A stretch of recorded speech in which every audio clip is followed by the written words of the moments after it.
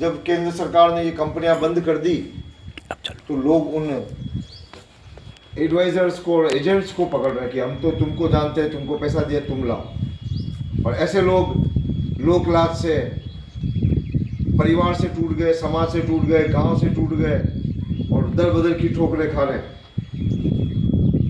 इसलिए ये सच जो है आज, ये तो ठीक है कि सत्ता इतनी हावी है और नेताओं के अहंकार इतने हावी है कि आज चीख चीख के पुकार रहे हैं। 7 बार दिल्ली में 15-15, 20-20 हज़ार लोगों ने धरने दिए हैं, लेकिन फिर भी आज दिन तक सरकार से जो है वो हमारे नुमाइंदे नहीं मिल पाए। हम दिल्ली में जाते हैं, हम ज्ञापन लेके जाते हैं, लेकिन कोई मिलने वाला नहीं है। बस वो वहीं पर प्रशासन वाले ही कहते हैं कि हमको दे दो, हम पहुंचा देंगे। तो ऐसी विभत्स परिस्थितियों में आज हम यहाँ आए हैं, क्योंकि अगर अन्याय अत्याचार को सहन करेंगे तो वो बढ़ता जाएगा और कम से कम विरोध करेंगे तो ये तय है कि बढ़ेगा तो नहीं। और अगर हम जनमत बना पाए इन ठगों, बेईमानों, चोरों, भ्रष्टाचारों और ठगों के खिलाफ, तो ये भी तय है कि हम इनका उन्मूलन भी कर सकते हैं। इसलिए इस देश को ठग बेईमान मुक्त बनाने और हमारी आने वाली पीढ़ी, भैया हमने किसके लिए पैसा जमा कराया, हमने किसके लिए मेहनत की, किसके लिए लोगों ने पेट काटा और सरकार के विश्वास पे जमा कराया, इसलिए कि वो आने वाली पीढ़ी को अच्छी शिक्षा दे सकें, उनके लिए घर बना सकें, उनके लिए कोई इमरजेंसी हो जाए तो चिकित्सा का फंड रहे और हमारे पास कोई भी आपात दुर्घटना घटती है तो हम इसलिए पैसा बचाते हैं कि हमारे काम आए। लेकिन दुर्भाग्य है कि इस देश के 40 करोड़ लोगों का पैसा जो है इन 3 लाख कंपनियों में डूब गया। लेकिन ये सरकार 7 साल हो गए हमको आंदोलन करते हुए। सुप्रीम कोर्ट भी जजमेंट दे चुकी है कि 6 महीने में सरकार पैसा लौटाए, लेकिन वो सुप्रीम कोर्ट के जजमेंट को आया आज 7वां साल चल रहा है।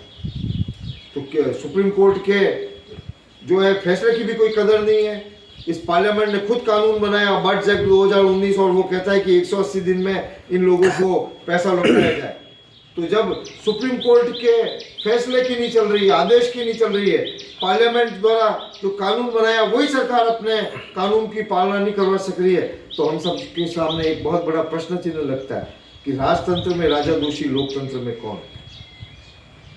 तो बस ये प्रश्न का यही है कि राजतंत्र में राजा दोषी होता है तो लोकतंत्र में लोग ही जिम्मेदार होते हैं।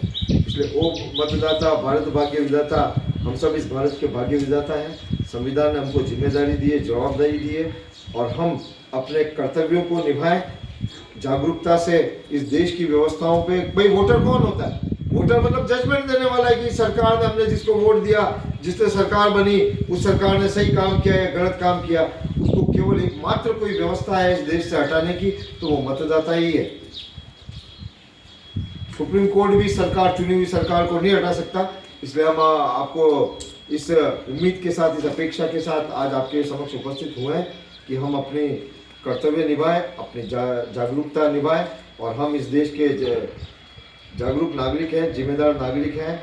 तो इस व्यवस्थाओं में जो ये व्याप्त हो गया है कि आए दिन, आज कोई नई बात नहीं है, 30-40 सालों से ये ठगी का सिलसिला देश में चल रहा है और सरकार ने भी कानून तो बना दिया अच्छा, लेकिन जब वो कानून की पालना नहीं हो रही तो लोगों को न्याय नहीं मिल रहा है।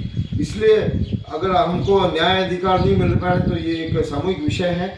इसलिए हम आपसे आग्रह करना चाहते हैं कि 28-29 जून को पूरे देश के लोग इस उदयपुर में आ रहे हैं। हम लोगों ने एक जिम्मेदारी उठाई है इस देश को ठग बेईमान मुक्त करने की और देश के सारे प्रदेश अध्यक्ष, जिला अध्यक्ष और देश भर के ठगी पीड़ित जब उदयपुर में आएंगे तो बड़ा कार्यक्रम होगा और उदयपुर से एक बड़ी राष्ट्रव्यापी घोषणा की जाएगी। तो इसीलिए हम आपके समक्ष आए हैं कि आप भी इस अभियान से जुड़ें, इस आंदोलन को और इस अधिवेशन को सफल बनाने में तन मन धन से आपका भी सहयोग मिले। और 23 तारीख को गोदावरी गार्डन में जो है यहाँ पर खेरवाड़ा में, खेरवाड़ा तहसील, नया गांव तहसील और ऋषभदेव तहसील और बिछीवाड़ा और जो भी आसपास के क्षेत्र हैं, हम सब जगह प्रचार प्रसार कर रहे हैं। और 23 तारीख को एक बड़ी बैठक गोदावरी में गार्डन में हो और उसके बाद सारे लोगों से हम आह्वान करना चाहेंगे कि 29 तारीख को उदयपुर आए और उदयपुर जो एक राष्ट्रव्यापी घोषणा हो उसको इस खेरवाड़ा के ग्राम ग्राम तक और घर घर तक पहुंचाएं और हम लोगों को तैयार करें कि इस देश को ठग बेईमान मुक्त करने के लिए हम जनमत खड़ा कर रहे हैं। केवल एक भुगतान की लड़ाई नहीं है साथियों, ये भुगतान तो फिर भी मिल जाएगा, लेकिन आने वाली पीढ़ी को हम एक भ्रष्टाचार मुक्त व्यवस्था दे सकें, आने वाली पीढ़ी को ठग बेईमान मुक्त व्यवस्था दे सकते हैं, ये भी हमारी एक जवाबदारी है। इसलिए यही बात कहते हुए मैं अपनी बात को विराम दूंगा।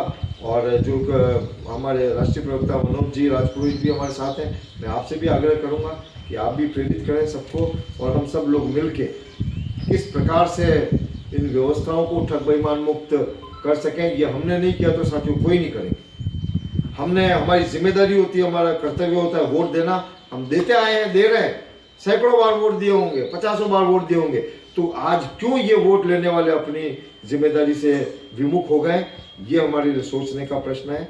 और हम एक सामाजिक क्रांति को बढ़ा रहे हैं आगे, और हम लोग अपनी व्यवस्थाएं स्वयं अपने हाथ में लें, इसी उम्मीद से आए हैं। और 23 तारीख को गोदावरी की मीटिंग और 29 जून को वो राष्ट्रीय अधिवेशन सफल हो, इसमें आप तन मन धन से हमारा सहयोग करें। धन्यवाद। जय हिंद, जय भारत।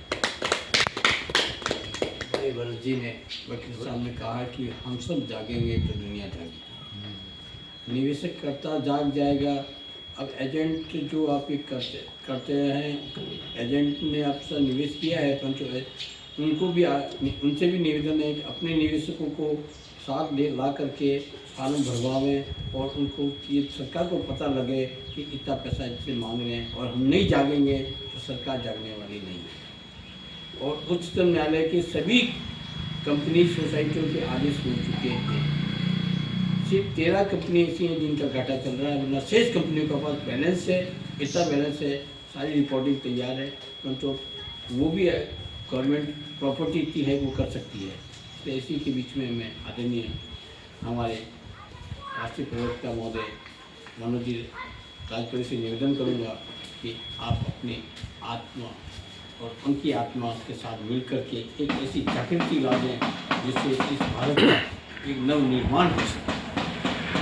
सबको सादर नमस्ते। मौजूदा के गांव में मैंने एक बार आ चुका हूँ, आज वापस आया हूँ बहुत टाइम बाद। कुछ मोटा जानकारी भाई भरत कुमार जी ने दे दी कि क्या हम लोग कर रहे हैं, और इस जानकारी पर 2 जानकारी मैं आपसे और जोड़ना चाहूँगा।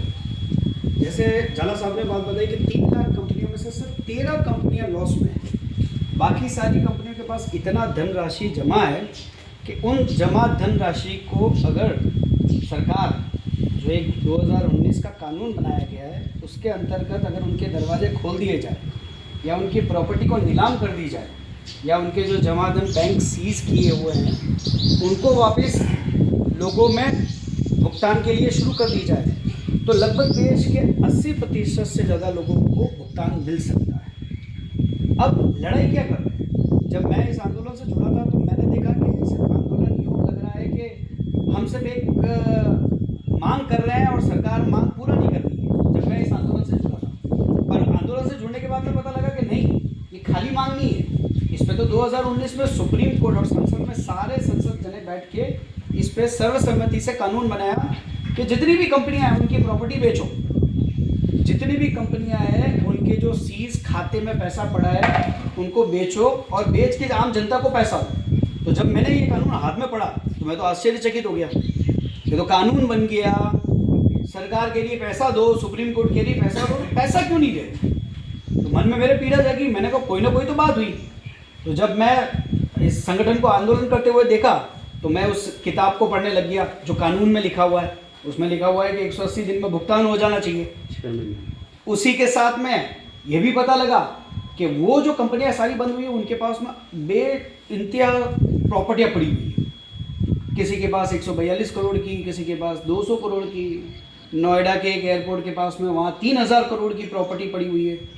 तब मैंने कहा ये प्रॉपर्टियाँ पड़ी हुई है, सरकार के पास वो प्रॉपर्टियाँ है, और यहाँ पे लोग मर रहे हैं, तड़प रहे हैं कि हमें हमारा पैसा दो। एजेंट भाग रहा है, छुप रहा है, लड़ रहा है आम लोगों से, अपने परिवारों से जिनका निवेश करा है। निवेशक तड़प रहे हैं, चिल्ला रहे हैं, रोज झगड़े हो रहे हैं, FIR दर्ज हो रही है, तो सरकार पैसा क्यों नहीं दे रही? फिर थोड़ा तय तक जाने के बाद में ये पता लगा कि वो एक प्रॉपर्टियों को बेच के दिखावा भी कर रही है। 100 करोड़ की प्रॉपर्टी 20 करोड़ में नीलाम करके 80 करोड़ रुपया आपस में बंदरबाट हो रहा है, और 20 करोड़ में से किसी के खाते में 10,000 रुपया भेज के सारा इंडिया के, किसी के खाते में कोई और किसी कंपनी में 5,000 रुपया भेज के और लोगों को आश्वास कर रहे हैं कि हम तुम्हें दे रहे हैं पैसा, हम तुम्हें दे रहे हैं। तो ये तो झूठ हो रहा है, ये तो फरेब हो रहा है। और जब प्रॉपर्टी आए 100 करोड़ की, हम भी आज इस समाज के हिस्सेदार है। अगर कोई 100 रुपये की प्रॉपर्टी है या 1 करोड़ रुपये की प्रॉपर्टी है, क्या वो कभी 20 लाख रुपए में बिक सकती है? तो ये जो खेल इन लोगों ने इस तरीके से कर रहे हैं, और ये जो प्रॉपर्टियाँ और जो पैसा सरकार रोक के बैठी है, हमारा संगठन यही इनसे डिमांड कर रहा है कि इनकी प्रॉपर्टी सही दाम में सही रूप से बेची जाए। जितना भी लोग, जितने भी बैंकों में इन कंपनियों के पास पैसा पड़ा है, वो पैसा इमीडिएट वे में उन निवेशकों को और एजेंटों को रिलीज़ किया जाए। इस संबंध में पिछले 9 महीनों में उदयपुर में लगभग मेरे हिसाब से बड़ा 12 उग्र आंदोलन, लगभग 40 से ऊपर छोटी सभाएं हुई, बहुत अच्छी सभाएं और बहुत अच्छे उग्र आंदोलन हुए, जिसमें एक बार जेल भरो आंदोलन में लगभग हम लोगों ने 400 लोगों ने वहाँ पे जेल में भी गए। और ये करते करते ही सरकार कम से कम उदयपुर में एक काम शुरू हुआ है कि साहब अगर आपका सारा इंडिया में पैसा है तो आप आओ, मुझे आपके पेपर वेरीफाई करने। पेपर वेरीफाई भी उदयपुर में पहले नहीं था, अब पेपर वेरीफाई करना शुरू कर दिए। आदर्श कोऑपरेटिव में आपका, संजीवनी में आपका, आप आइए। तो कलेक्ट्रेट पे ये प्रावधान पिछले 8 महीनों की लड़ाई के बाद में शुरू हुआ। अब इसके आगे का चरण अगर मैं बोलूँ तो पेपर वेरीफाई हो रहे हैं, पर हमें पैसा मूल रूप से चाहिए। उसको लेके 2 कार्यक्रम जो हम करने जा रहे हैं। एक 29 तारीख को उदयपुर के अंदर एक राष्ट्रीय अधिवेशन हो रहा है। उस अधिवेशन में सब लोगों को, पूरे राष्ट्र के लोगों को उदयपुर में इकट्ठा करके इस काम को उत्तेजित अवस्था में कैसे बनाएं, सरकार से इसकी सही मांग कैसे करें, उस पर एक चिंतन मंथन होगा। और एक 23 तारीख को यहाँ पे गोदावरी में सब लोगों की एक आम सभा हो रही है। उसमें जिन लोगों के जो प्रश्न हैं, जिनकी जो जानकारी है कि मेरा भी पैसा रुका है पर मुझे ये पता नहीं कि ये संगठन कैसा काम करेगा, क्या काम करेगा, उन सब चीज़ की लड़ाई के लिए गोदावरी में मीटिंग होगी। तो 23 तारीख को गोदावरी में मीटिंग और 29 तारीख को उदयपुर में अधिवेशन। इन दोनों का उद्देश्य एक ही है, और इन दोनों का उद्देश्य ये है कि सरकार से ये जो इतनी महंगी प्रॉपर्टियाँ कंपनी लेके बैठी है, उस कंपनियों को सरकार बेच के और जो खाते उनके रोके हुए हैं वो पैसा निकाल के सरकार पैसा दे। संगठन बहुत ही उत्तेजित अवस्था में और उग्र अवस्था में काम कर रहा है। प्रसारियों, कितनी बार क्या होता है कि 500 लोगों की भीड़ अगर कलेक्ट्रेट के बाहर रहती है तो कुछ नहीं होता है, वहीं अगर 10,000 20,000 लोगों की भीड़ उदयपुर में घुस जाए तो कलेक्टर तो छोड़िए, जयपुर से कमिश्नर भी दौड़ के आते हैं, जयपुर से बड़े बड़े नेता भी दौड़ के आते हैं और कहते हैं अरे भैया आप लोगों को क्या चाहिए बताइए। तो जनबल की एक अपनी शक्ति है, हम जनबल इकट्ठा करने के लिए घूम रहे हैं कि जितना जनबल की एक शक्ति होगी उतना आंदोलन तीव्र गति में होगा, और उतना सरकार से एक दबावपूर्ण बात करते हुए कि भैया हमें पैसा चाहिए और आपको ये प्रॉपर्टी बेचनी पड़ी, आपको ये सब कुछ करना पड़ेगा। अभी 6 महीने पहले अखबार में आया था कि आदर्श कोऑपरेटिव सोसाइटी की 142 करोड़ रुपए की जमीन राजस्थान में ईडी ने जयपुर समिट हुआ था, उसके अंदर सरकार ने 142 करोड़ रुपए की प्रॉपर्टी जब्त कर दी। अब उस जब्त प्रॉपर्टी का कर क्या है, क्या उसे बेच रहे हैं, रिलीज कर रहे हैं, कुछ पता नहीं। हर बात को अंधेरे में रखा हुआ है सरकार ने, हर पैसे को अंधेरे में रखा हुआ है। देंगे एक सारा इंडिया के कोई भुगतान पटल के लिए खोलते हैं कि भुगतान पटल है ऑनलाइन, आप ये अपने डॉक्यूमेंट वेरीफाई कर दो, ठीक है, ये तो सारा के बाकी के डॉक्यूमेंट्स कहाँ वेरीफाई होंगे। 50 कंपनियां 500 कंपनियां, उनके डॉक्यूमेंट्स कहाँ वेरीफाई हो। अच्छा ठीक है, जिस कंपनी में सारा के डॉक्यूमेंट वेरीफाई हो रहे हैं, कितने लोगों के पास पैसा है, और 10 लाख वाले के 20 लाख वाले के निवेशक के पास 5,000 रुपया बेच के सरकार खाली एक जुमला एक खुश कर रही है कि अरे भाई तुम्हें पैसा मिलेगा, तुम्हें पैसा मिलेगा। तो सरकार से यही लड़ाई हो रही है कि आप जो पैसा प्रॉपर्टी है उसको शुद्ध रूप में लोगों को लौटाएं। बीच में आप लोगों ने जो टीम बैठाई है, जो आप लोगों ने सरकार और निवेशक और एजेंट को रुकावटें पैदा की है, वो बर्ड्स एक्ट कानून 2019 के तहत उसको हटा के पैसा रिलीज़ किया जाए। आंदोलन मित्रों बहुत अच्छा हो रहा है उदयपुर में। तो इसने अभी पिछले 6 महीने में पूरे उदयपुर की नींद उड़ा रखी है, पर जनबल की आवश्यकता है, जिस जनबल के लिए हम यहाँ पे आए हैं, गांव-गांव घूम रहे हैं और उम्मीद कर रहे हैं कि जनबल जल्द हमसे और जुड़े और आगे और हिम्मत बढ़े। मैं अपनी बात यहीं विराम दूंगा और आपको ये बोलूँगा कि 23 तारीख को आपके यहाँ पे जो मीटिंग आ रही है और 29 तारीख को उदयपुर में जो पूरे राष्ट्रीय लोगों की बैठक हो रही है उसमें आप सब पधारना। धन्यवाद सर। उत्तम हो गए आपसे वास्तविक होता है कि अगर हम जागरूक हो जाएंगे